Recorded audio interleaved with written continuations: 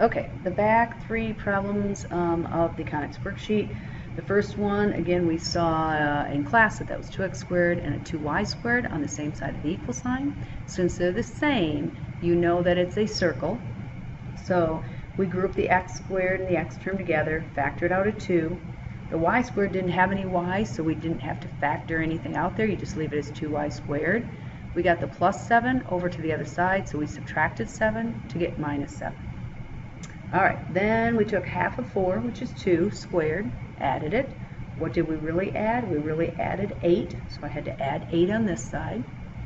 We simplified this. This 2 has to stay there. This becomes x plus 2 squared, and then we leave the 2y squared alone, and then over here when we add, we get 1. Now, some of you thought in class we could leave it like that. Well, if it's an ellipse, we could, and that's a 1, we could leave it like that. But it's not an ellipse, it's a circle. So in order to be a circle, we have to get rid of these coefficients. So to get that in the form we need to divide every term by 2.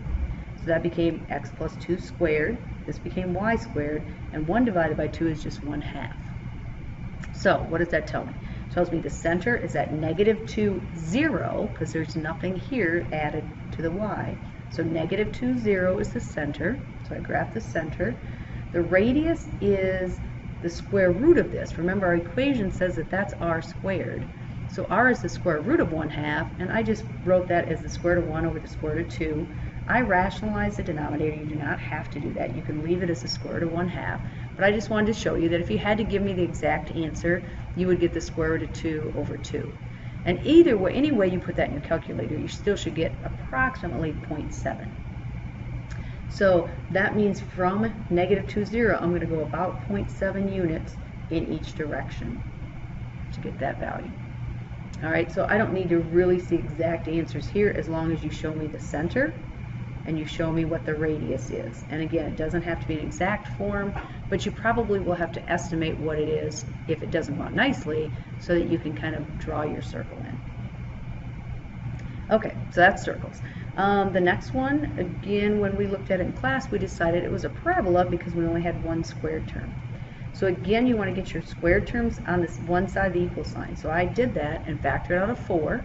So I got x squared minus 4x. I took this 16y and 32 and I got it over on the other side because I don't want to deal with that right now. I just want to complete the square on the x's. So I took half of -4, which is 2. 2 squared is 4. So what did I really add? I really added 16. So I had to add 16 on this side. So this became 4. This became x minus 2 squared. Again, it's just half of that coefficient. Equals -16. When I put those together, I got a -16. All right, then I want to get y by itself. So I added 16 to both sides of the equation, and I divided by -16. So when I took this term and divided by -16, I got -1/4. So the -4 is on the bottom. 16 divided by -16 is -1. So now I see that I have a parabola. It's a y equals with an x squared, so now it either opens up or down. It's going to open down because of this negative sign. The a term is negative. My vertex, the x value of the vertex will come from here, so that'll be 2, and then this will be -1. So it's 2, -1. So I graph 2, -1, and then I have to show it opens down. I don't care about the stretch or anything, just show your arrows if that goes on forever. And my vertex was at 2, -1. And again, just make sure that that is listed somewhere, that I know that, and then I'll be looking for that equation as well, that you got that. But I only need to know vertex and that it's opening down on that one. All right, and then the last one. Last one, completing the square, was easy because they already were perfect squares. There were no x or y terms to group together. So all you really had to do with that is realize it was a hyperbola. You needed to divide every term by 8 to get it into this form. The center is at 0, 0. And then to find the vertices, again, I draw the picture. I went, these are squares, remember, so that if this is a squared, I have to go with the square root of 2 out to the left and the square root of 2 or to the right and to the left. Now if this wouldn't have been 0, let's say it was 1, then I would have had to go 1 plus the square root of 2 and 1 minus the square root of 2. So whatever this number is right here, the x value, just know you're going to add and subtract the square root of that number. Do the same for the y's for that stretch. This is the square root of 8, which is a little bit less than 3, because the square root of 9 is 30. So from whatever your y value is of your center, in this case it happened to be 0, in your stretch you're looking at going up that many units. So I went up a little bit less than 3, and I went down a little bit less than 3. So I drew in the rectangle, and again I just dotted that in. It's not part of my graph, but it helps define the graph.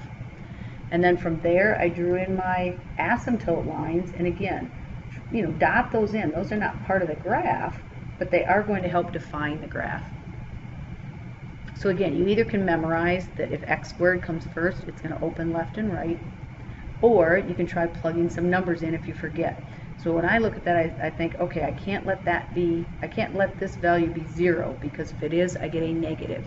So I can't let x be 0, which means it can't be 0, comma, square root of 8, and 0, comma, negative square root of 8. It has to go this way. So I know that it's opening left and right. Remember, that vertice just touches the box, so that vertice will be from the center out that many units left and right.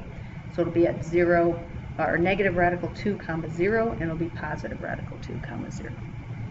Okay, so again, you can either plug numbers in to kind of figure out, does it open up or down, left or right, or if you can remember, if the x squared is first, it's going to open this way, which kind of makes you think like it's an x, like it almost touches to look like an x. However you can remember it or figure it out on the test, but you should know the difference between when it's going to open left and right and when it's going to open up and down. So that's really the quiz. It's just making sure you know what kind of an object it is, and then once you know that, can you complete the square? The biggest thing I think with completing the square that's going to happen is, don't forget, most of you are remembering that that's a 4.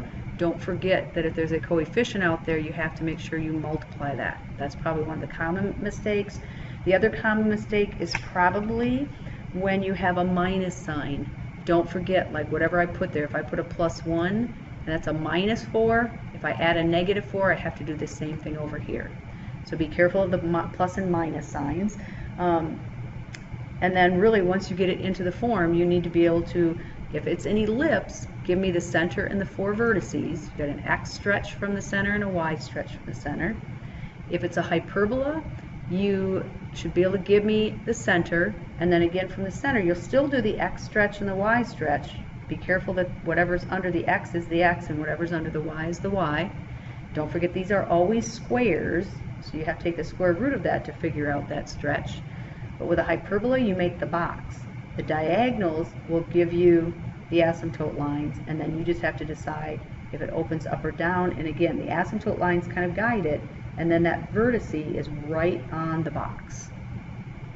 If it's y squared first, it opens up and down. If it's x squared first, if that's the positive one, it opens left and right.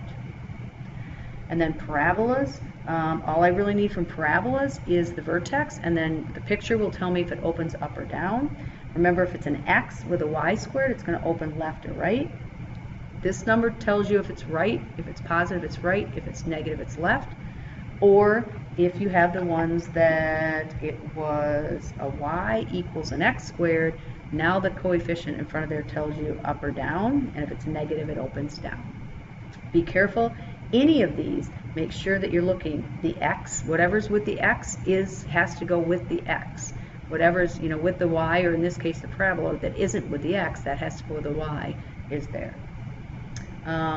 Circles, you just need to know the center and then the radius. And if it's an approximation for any of these approximations, just give me a close estimate of what the graph looks like. I'm mostly grading, can you tell me this and can you tell me this? That's what I'm looking for, those parts to it, not as much the graph of it. So if you have any more questions, you can email me, but really the quiz will be 3 to 4 questions that just look like this. They'll be in some kind of form like this. You have to complete the square, tell me the piece of information, and graph it. You will not be allowed to use any notes, but you will be able to use a scientific calculator to do some of the arithmetic.